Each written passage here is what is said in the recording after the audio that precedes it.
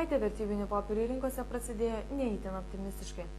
Kol kas atidėtas JAV ekonomikos gelbėjimo planas užgožė net skelbtą banko Barclays praeitų metų priešmokestinį pelną, kuris gerokai viršijo analitikų lūkesčius. Europos bei Azijos indeksai vieningos krypties neįgijo.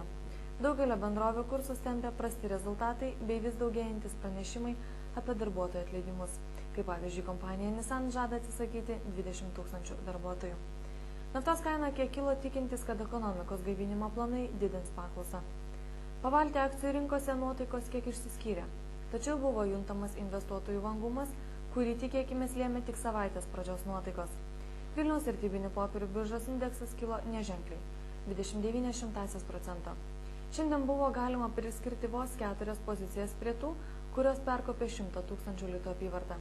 Tai Lietuvos jūrų laivininkystės, Panevėžio statybos Tresto, Banko Snoras bei Teolt akcijos.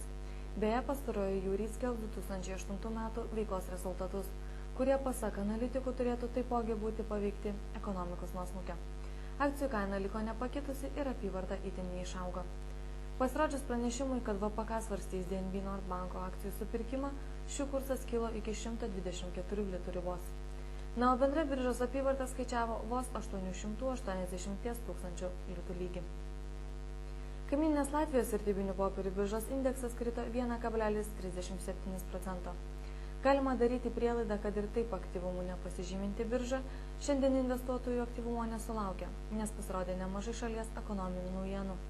Latvijos bendras vidaus produktas krito virš 10%, o nedarbas vis dar yra augimo tendencijos. Iš viso biržoje buvo perleista akcijų už 8 000 Latvijos latų. Galiausiai Talino vertybinių popierių biržos indeksas šoktelėjo 1,33%. Stebėtinai didelė beveik 1,5 milijono eurų apyvarta pasiekė prekybą Talina Vesi akcijomis, kurios buvo perleistos tiesioginių sandorių. Daugiau kaip 13% kilo Silvana Fashion Group kaina, tačiau apyvarta buvo menka.